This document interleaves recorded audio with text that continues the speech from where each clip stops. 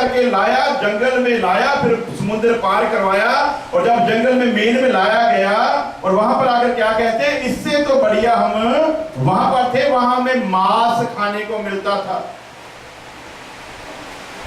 तो मूसा इंसान होते हुए सोच रहा है, अब ये 25 से 30 लाख लोगों को मैं कहां से खाना ला कर दूंगा, इतना मांस का इंतजाम मैं कहां से करूंगा। वैसे तो 6 लाख ही लिखा है, लेकिन वो लिखा मर्दों की गिनती की गई थी, औरतों और बच्चों की नहीं। जो गिनती थी वो 25 से 30 लाख थी, सभी कुल मिलाकर। तो मूसा विचार कर रहा है कि अभी इतने लोगों के लिए मैं मांस कहां से लाऊंगा। खुदा ने कहा, मूसा तू मुझे भूल गया, तू क्यों चिंता करता है कि इनके लिए इतने खुराक कहां से लाएगा। तुझे चिंता करने की जरूरत नहीं, मैं खुदा मुहैया करने वाला हूं। तू क्यों चिंता करता है। तो मैंने तो आजकल देखा है, संडे को इबादत होनी होती है, सैटरडे को खादमों को फोन भी कर लो तो उनके पास बात करने का वक्त नहीं होता, सारा सैटरडे उनके लिए परेशानी का बना हुआ होता है। कल मैंने कलाम देना है खुदा का, तो साहब कह देते सैटरडे को मेरे को फोन मत करना, क्योंकि मैंने कलाम को तैयार करना है। हालेलुया। तो कलाम को तैयार करने का क्या अर्थ हुआ, कलाम यीशु है तो उसने यीशु को तैयार करना है। यीशु ऐसे ही पड़ा हुआ है जिसको तूने तैयार करना है। वो वक्त पर लिखा अपने लोगों को उनके मतलब की खुराक मुहैया करता है। यदि अपनी अकल से खड़े होकर पेश करेंगे वो बात नहीं करेगा, जब उस पर छोड़ देंगे तो क्या कहता है मूसा को, तू क्यों चिंता करता है, इतने लोगों को कैसे खुराक दूंगा। मैं यहोवा तेरा परमेश्वर जो तुझे मिस्र से निकाल कर लाया, मैं यहाँ भी तेरी देखभाल करने के योग्य अपने आप को रखता हूँ। तू इनको मांस देगा, इनको बोल के तुम्हें मांस मिलेगा। खुदा ने उनके बोल को पूरा किया। उन्होंने जो हिस्सा मांगा खुदा ने उनको दे डाला, लेकिन खुदा का दिल उनसे खुश नहीं था। और लिखा जब उन्होंने उस मांस को खाना शुरू किया, अभी मांस जो खाया वो अभी दांत में ही था, पेट में नहीं गया था। तो खुदा का क्रोध जो था उन पर भड़क उठा और हजारों की गिनती में खुदा ने मार डाले इसराइली, जिनको गुलामी से निकाल कर लाया था एक वायदे की धरती पर पहुंचाने के लिए। परंतु इन्होंने मांगा अपने तरीके से, खुदा को नहीं मांगा, खुदा की आशीषों को मांगा, खुदा की वस्तुओं को मांगा, संसार की वस्तुओं को मांगा।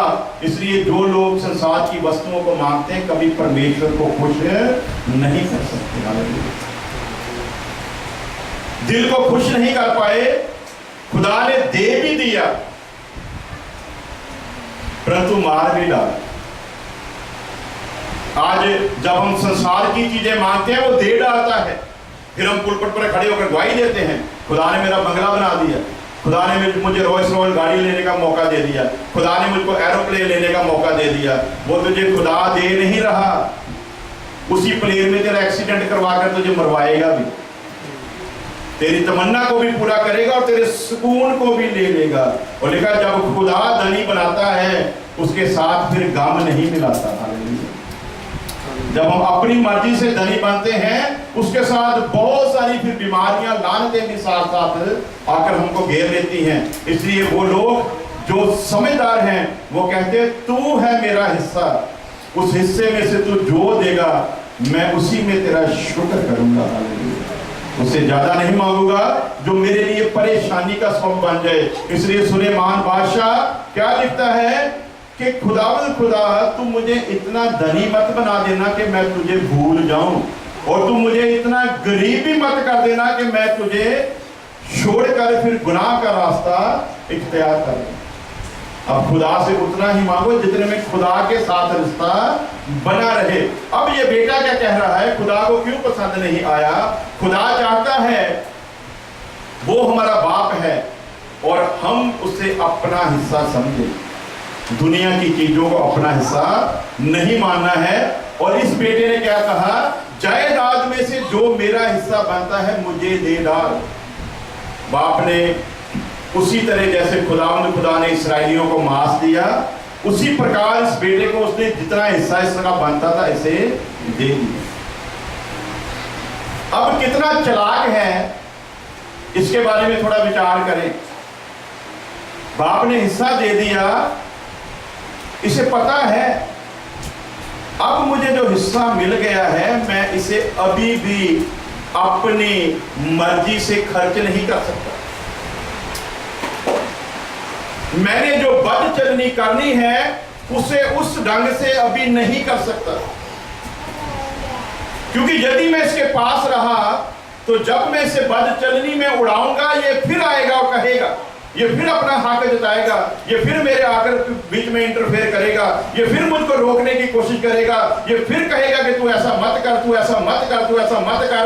इसलिए इसने जब हिस्सा लिया तो फैसला ही कर डाला, इस बाप के पास भी नहीं रहना चाहिए, क्योंकि यदि मैं इसके पास रहा तो ये जरूर कुछ ना कुछ गड़बड़ करता रहेगा। इसलिए उस देखा उसने लिया और एक दूर मोहल्ला भी नहीं अकेला छोड़ा, दूसरे मोहल्ले में नहीं गया, एक दूर देश में चला गया जहां पर बाप को पता ही ना चले कि मैं कहां पर। अब जो दुनिया का हिस्सा लेते हैं वो असल में खुदा से इसी तरह दूर चले जाते हैं और उन्हें पता भी नहीं चाहता कि हम खुदा से दूर हो चुके हैं। फिर वो कहते तो रहते हैं हम वही आराधना कर रहे हैं, वही प्रार्थना कर रहे हैं, वही गैर जुबान बोल रहे हैं, वही मसा आता है हम पर, लेकिन उनको पता नहीं होता खुदा तुमसे अलग हो चुका है।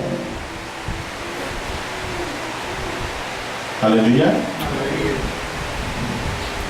दूर देश को चला गया ताकि अपनी मर्जी की जिंदगी जो है वो जी सके।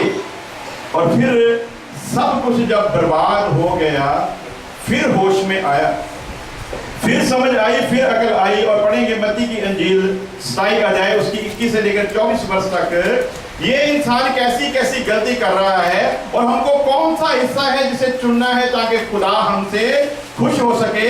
इंसान जब अपनी अकल से हिस्सा चुनता है तो किस तरह चुनता है, लेकिन जब खुदा हिस्सा देता है तो किस तरीके से देता है। पढ़ेंगे मत्ती की अंजील उसका 27 अध्याय उससे 21 से लेकर 24 वर्ष तक। जल्दी जल्दी स्पीड आपकी इतनी तेज होनी चाहिए वर्ष निकालने की कि पता चले कि आप घर में भी बाइबल पढ़ते हो। फिर हाकिम ने अगों उन्होंने आख्या तुसी दोहां विचों किहनूं चाहुंदे हो जो मैं तुहाडी खातर छड्ड दें। हाकिम ने उनसे पूछा, एक तरफ बरअब्बा डाकू है और एक तरफ जीवनदाता मुक्तिदाता यीशु मसीह है, और सामने महायाजक हैं, कोई आम लोग नहीं। सामने महायाजक और याजकों की मंडली है, सामने लोगों को जिंदगी के बारे में बताने वाले लोग खड़े, इनको भी मसा पाए हुए कहते थे। और ये मसा पाए हुओं का हशर देखो क्या है, जिंदगी दाता का सौदा कर रहे हैं। उन्होंने बदला लिया। यीशु मसीह गया ना हैकल में, वहां पर उसने एतराज किया कि तूने मेरे बाप को डाकुओं की खो बना डाला। तो उन्होंने उसी वक्त दिल में ठान लिया, तूने हमको डाकुओं की खो का गिला दिया ना, तेरे को एक दिन डाकू के बदले में ही बेचेंगे। तो अब वो कह रहा है, बोलो मुझे, मेरे पास इख्तियार है कि मैं आज अपनी मर्जी से किसी एक को छोड़ सकता हूं, मैं इसमें कोई दोष नहीं देखता। तो क्या मैं इस मुक्तिदाता यीशु मसीह को छोड़ दूं? तो अब वो लोग जो महायाजक और याजकों के साथ आए हुए हैं क्या कह रहे हैं, जोर से शोर मचाकर, इसे तुम सलीब दे दो और बरअब्बा को छोड़ दो, नाश करने वाले को छोड़ दो आजाद, और जिंदगी देने वाले को बेशक तुम सलीब पर लटका दो। हिस्सा क्या चुना इन्होंने? मुक्तिदाता छुड़ाने वाले को नहीं, बल्कि बर्बाद और कत्ल करने वाले को बोलते हमारे लिए तुम छोड़ दो। इन्होंने भी अपनी अकल से हिस्सा चुना, ये बेटा भी अपनी अकल से हिस्सा चुन रहा है, लेकिन खुदा क्या कह रहा है कलाम के द्वारा, तुम्हारा हिस्सा मैं हूं, और जिसका हिस्सा मैं हूं से किसी भी किस्म की फिक्र करने की जरूरत नहीं है। लूका की इंजील 23 अध्याय उसकी 39 से लेकर 43 वर्ष पढ़ेंगे, उसके बाद हम लोग जल्दी जल्दी कलाम को खत्म करेंगे। लूका 23 वर्ष 39 to 43। अब डाकुओं में भी कितना फर्क है। एक डाकू जो नाश करने वाला था वो मसीह यीशु के बदले में छोड़ा गया। उस डाकू को भी बचाने वाला यीशु मसीह ठहरा, अदरवाइज उस डाकू की जिंदगी खतरे में पड़ चुकी थी। उसको छोड़ा भी जा सकता था, उसे मारा भी जा सकता था, लेकिन यीशु के बदले में उसे छोड़ा गया ताकि यीशु सलीब पर लटका दिया जाए। और अब दो डाकू जो है वो यीशु मसीह के साथ लेकर लटकाए गए। अब यहाँ पर एक इंसान अपनी जिंदगी का हिस्सा चुन रहा है। उसे पता है, एक दोष लगा रहा है और एक हिस्सा चुन रहा है, और क्या कह रहा है, हे यीशु महाराज, जब तू अपने राज में आए तो मुझे गरीब को तू याद करना। सलीब पर भी इसने बहुमूल्य चीज मांग ली, आखिरी सांस में भी इसने एक अच्छी चीज मांग ली। वो जो दूसरा डाकू था वो तो यही कह रहा था, खुदा का बेटा है, अपने आप को भी सेव कर और हमें भी सेव कर। लेकिन इसको पता था, ज्ञान हो गया, चाहे सारी जिंदगी डाकू था, लेकिन फिर भी कितना महान इंसान है। यदि इस पर स्टडी की जाए तो आप सोचने पर मजबूर हो जाएंगे, एक डाकू को कितना ज्ञान है। जाजक और महाजाजक मुक्तिदाता यीशु मसीह को सलीब दिलवा रहे हैं। अब बताओ डाकू कौन है इनमें? वो मसा किए हुए डाकू हैं, जब सलीब पर लटकाया हुआ वो इंसान डाकू। अब किसके हक में हम लोग जाएंगे? महाजाजक और जाजक के हक में जाएंगे या इस डाकू के? डाकू के। डाकू को यीशु मसीह की पहचान है। Hallelujah, hallelujah. डाकू ने पहचान लिया। डाकू कह रहा है, जब तू अपने राज में आए तो मुझे गरीब को याद करना। लेकिन वो जाजक और महाजाजक जो इस ग्रंथ को जानते थे, सब कुछ पता था, लेकिन अपनी खुदी के कारण वो लोग गिरना नहीं चाहते थे, इसलिए वो मुक्तिदाता यीशु का सौदा कर रहे हैं। उन्हें पता ही नहीं हम कौन से हिस्से को चुन रहे हैं, लेकिन इस डाकू ने उस सलीब पर भी अपनी जिंदगी के हिस्से को चुन लिया और ये बेटा दूर देश चला गया। वहां पर लिखा सब कुछ बदचलनी में उड़ा दिया। और फिर जब सब कुछ खत्म हो गया, जिन दोस्तों के लिए उसने अपने बाप से सारा हिस्सा मांगा था, जिनको खुश करने के लिए बाप का घर छोड़ा, अपनी जायदाद का हिस्सा मांगा था, वो उतनी भी देर तक ही दोस्त थे जितनी देर तक इसके पास वो सारा बाप का दिया हुआ था। जब वो सारा कुछ खत्म हो गया, सबसे पहले उन दोस्तों ने उससे किनारा किया। हालेलुया। सबसे पहले वो दोस्त उससे हटना शुरू हुए। अब इसके पास कुछ नहीं रहा, अब ये हमको खिलाने योग्य नहीं रहा। अब तो यदि हम इसके साथ रहे तो इसको खिलाना पड़ेगा, इसलिए आओ, अब ये कंगाल हो गया है, इसे छोड़ दो। और ये सारा इंतजाम कभी कभी खुदा की ओर से ही होता है। वो ऐसे लोग हमें देता है ताकि हम उसकी पहचान में बढ़ सकें। हालेलुया। तो क्या विषय चल रहा है? नोइंग टू गॉड, परमेश्वर को जानना है। परमेश्वर को जानने में सबसे पहले हमको बाप के हिस्से में हम लोग सीख रहे हैं, जान रहे हैं कि पिता जो है वो भी बाप है। वो बाप है जिसे रूहानी बाप कहते हैं। वो परमेश्वर वो बाप है जिसे रूहानी बाप कहते हैं। ये जिस्मानी बाप है। एक जिस्मानी बाप अपने सारे फर्ज पूरे कर रहा है, तो वो रूहानी बाप इससे ज्यादा बढ़कर क्यों ना करेगा। लेकिन यदि ईमान हो, हम कह तो देते हैं कि हम ईमान में हैं, लेकिन ईमान की सूरत जब है तो हिस्सा हमेशा सही चुना जाता है। अब दोस्त भी छोड़ गए, अब पास कुछ नहीं तो नौकरी मिल गई सूरों को चारने की, उनकी रखवाली करनी है।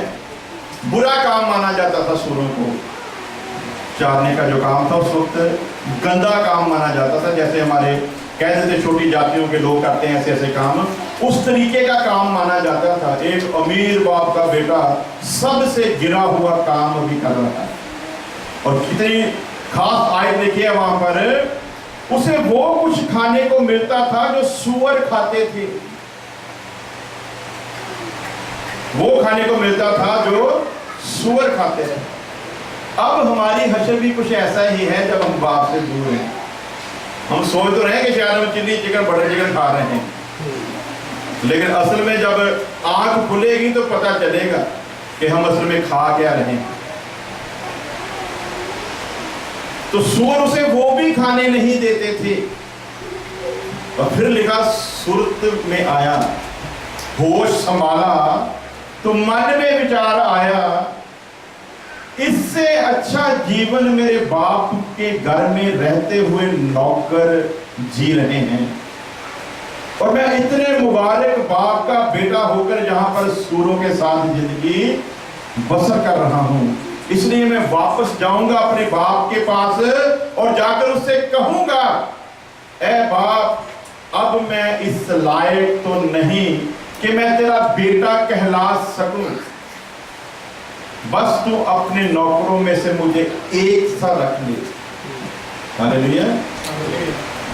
तौबा का विचार मन में आया है, अभी बाप के सामने जाकर कहना है। और क्या लिखा कलाम में, वो तेरे दिल और गुर्दे को जानता है, वो तुझे अंदर से जानता है कि तेरे मन में क्या है।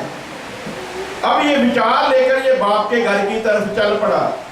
पाँव में जूते नहीं, फटे कपड़े हैं, बुरा हाल है, दाढ़ी भी बढ़ चुकी है, बाल भी बड़े बड़े हो चुके हैं, एकदम जंगली जानवर जैसा इसका वेशभूषा जो है वो बन चुकी है।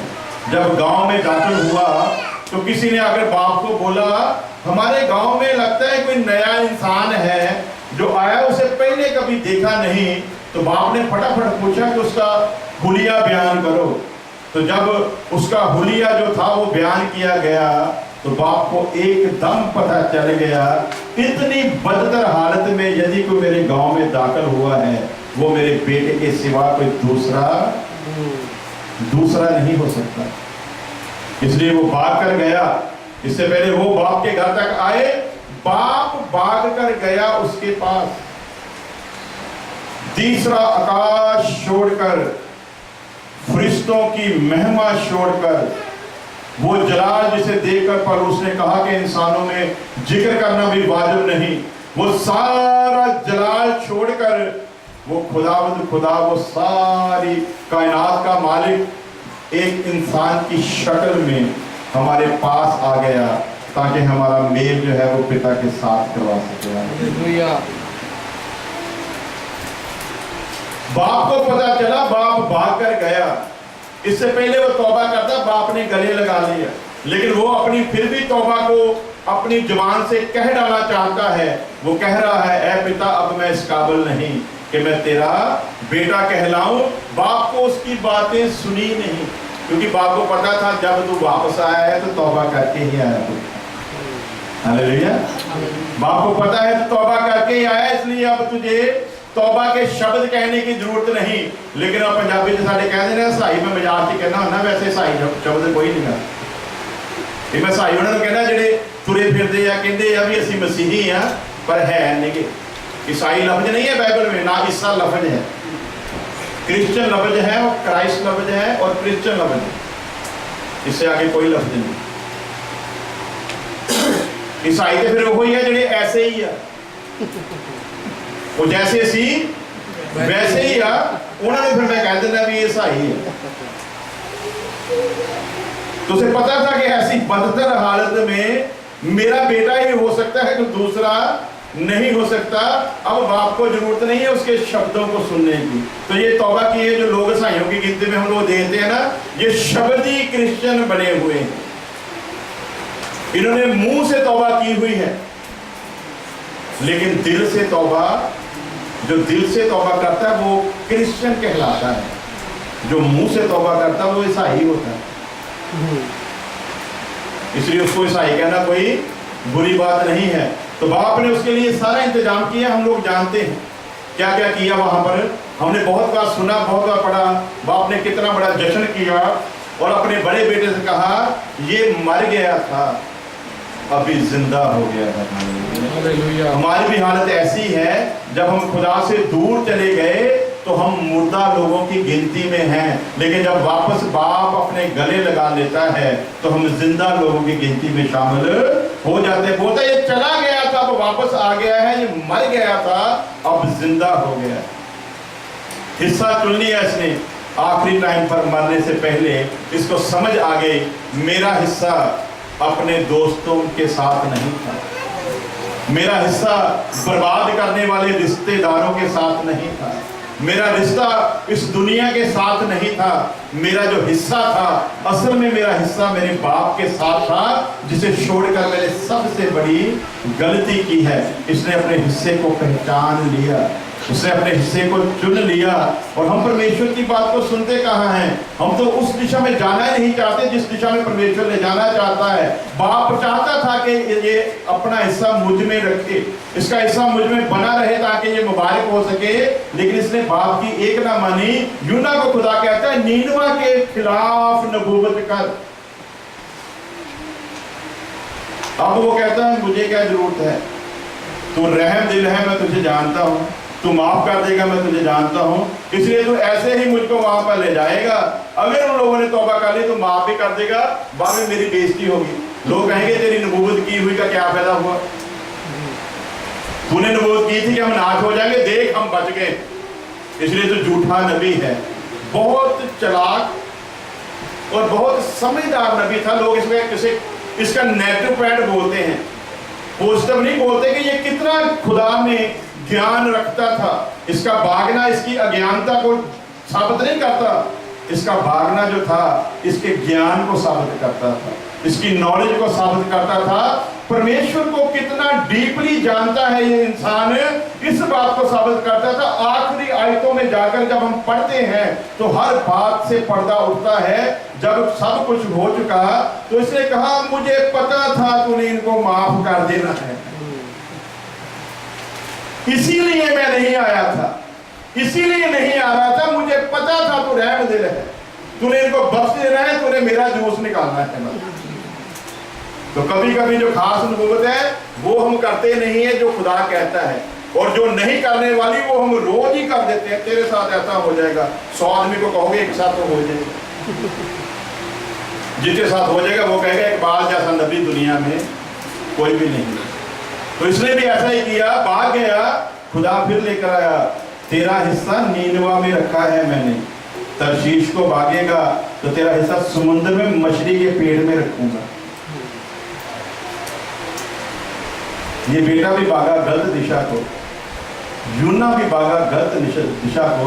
और फिर हम देखते हैं मोआब देश में लिखा है काल पड़ गया। अपने बैतलहम में देखते हैं हम लोग बाइबल में से नौमी की जो बुक है,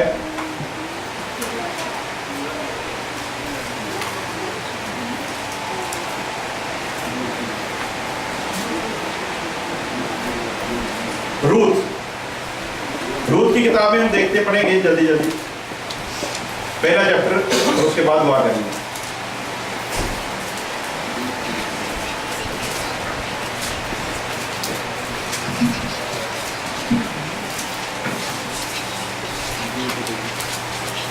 चैप्टर 1 से लेकर 4 से पढ़ेंगे।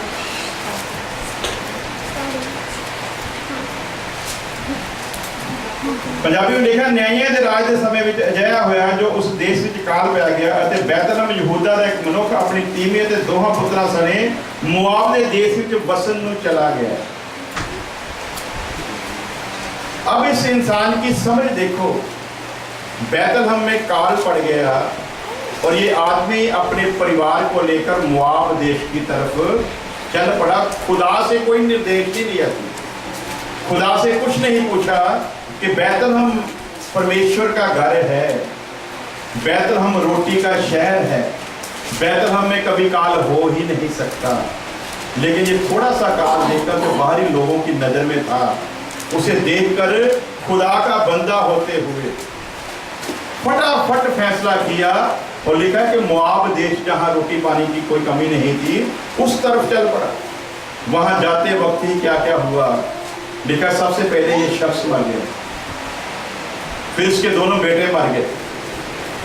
फिर उस नौमी को पता चला कि बैतलहम में खुदा ने फिर उस इलाके को बहाल कर दिया और फिर उसने फैसला किया कि मैं वहां पर जाती हूँ वापस।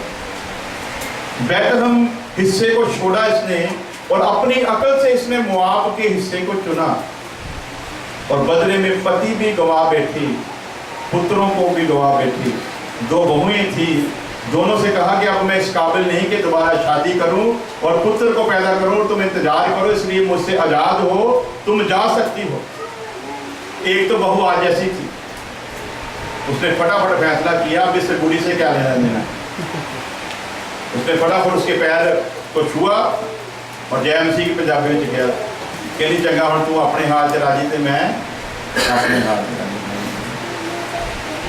उसने रूत से भी कहा, देख तेरी जेठानी जो है वो चली गई है, अब तू भी फटाफट फैसला ले और चली जा। अब रूत जो है उसके शब्द जो हैं, अगर आज कोई बहू कह दे तो वो भी रूत से कम ना होगी। हालेलुया।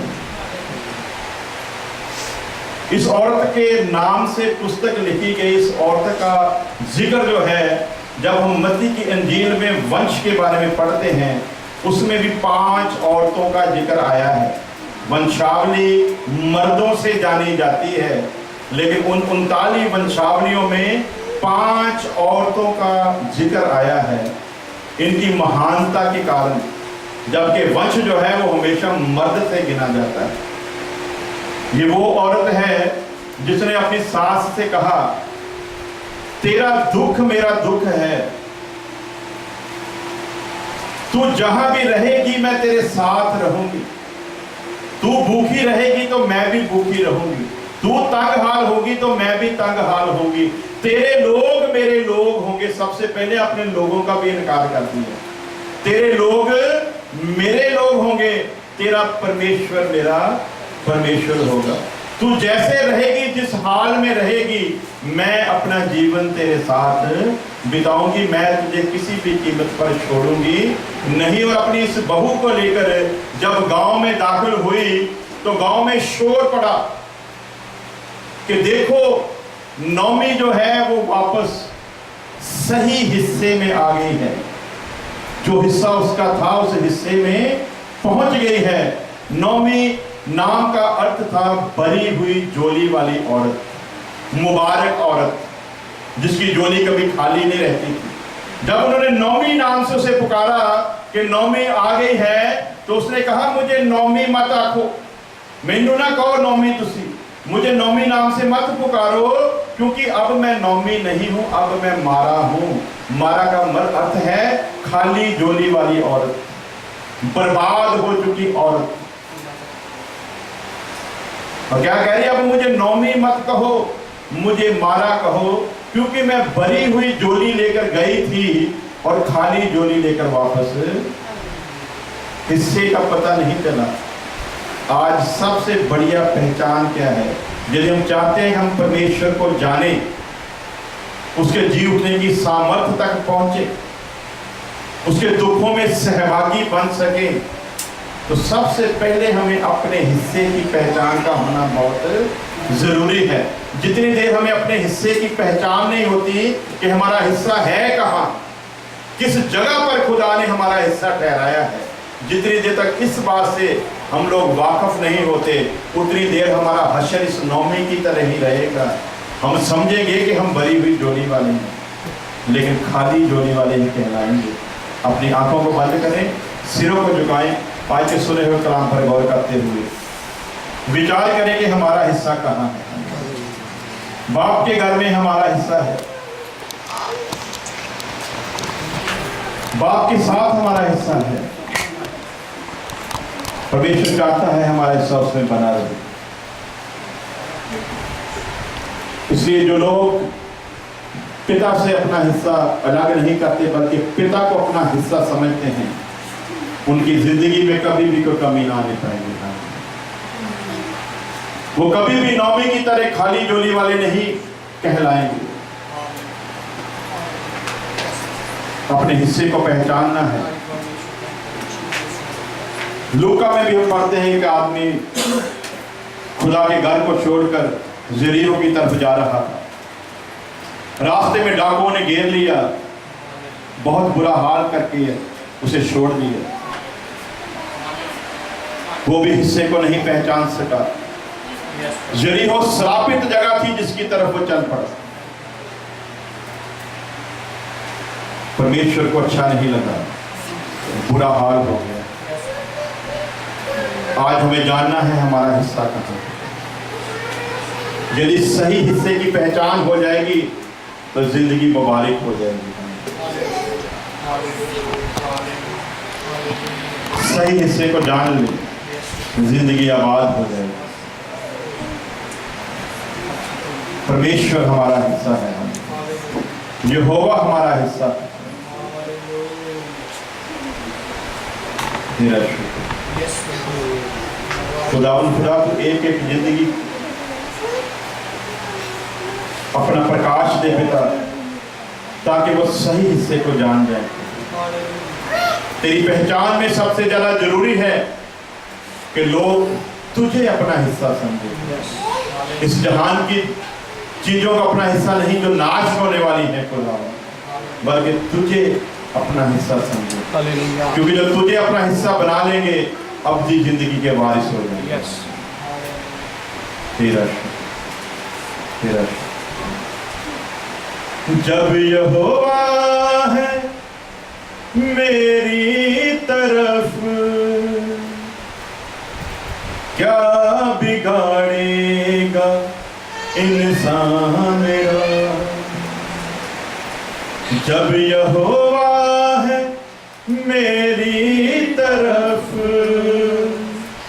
क्या बिगाड़ेगा इंसान मेरा। सब गई। जब यहोवा है मेरी तरफ, क्या बिगाड़ेगा इंसान मेरा। चाहे मौत की भट्ठियों में हो, चाहे मौत की भट्ठियों में हो, डाला हो चाहे शेरों ने घेरा। जब यहोवा है मेरी तरफ, क्या बिगाड़ेगा इंसान मेरा। हो गोलियत चाहे कितना बड़ा भी, दाऊद के जैसे लड़ेंगे। हो गोलियत चाहे कितना बड़ा भी, दाऊद के जैसे लड़ेंगे। राहों में हो चाहे लाल समंदर, पीछे कभी ना हटेंगे, पीछे कभी ना हटेंगे। जब यहोवा है मेरी तरफ, क्या बिगाड़ेगा इंसान मेरा। सचमुच जदों यहोवा साडे वाल है तो फिर कौन साडे खिलाफ है। दुश्मन दे और साडे दरमियान जदों यहोवा आ जाता है, फिर कोई ताकत नहीं जरा ताड़ा नुकसान कर सकेगा। खुदा तेरी तारीफ तेरा शुक्र करते हैं। तेरिया सारिया रहमतां तेरिया भलाइयां दे वास्ते खुदा, तेरे सब लोगों के लिए धन्यवाद देते हैं खुदा जो तेरी हजूरी में बैठे हैं। एक एक के ऊपर तेरी आशीष करते हैं खुदा। जितनी भी जिंदगियों में खुदा तेरे कलाम का बीज बोया गया है, आने वाले समय में फल लाए खुदा। हर एक जिंदगी तुझे पहचान ले खुदा। हर एक जिंदगी जिसने पहचान लिया वो तेरी पहचान में बढ़ती जाए खुदा, ताकि जब तेरा प्यारा पुत्र यीशु अपने जलाल में दुल्हन को लेने आए खुदावन, तो तेरे लोग तेरी दुल्हन की गिनती में खड़े हों। लेकिन जिंदगी पर रहम कर, किसी भी कीमत पर दुष्ट इस तेरे कलाम के बीज को चुराने ना पाए खुदा। तेरे पाक रूह का पहरा हर एक जिंदगी के चारों तरफ लगा रहे। वो आग इनकी तरफ आने वाली हर दुष्ट की चाल को जलाकर राख कर देती है। और तेरे लोग तुझ में बने रहे, सो दया कर दे मसीह यीशु के नाम में। अब हमारे खुदा यीशु मसीह का फजल, खुदा बाप की मोहब्बत, पाकरों की रिफाकत और शराकत अब से लेकर हमेशा तक उसके तमाम लोगों के साथ बनी रहे। आमीन। आमीन।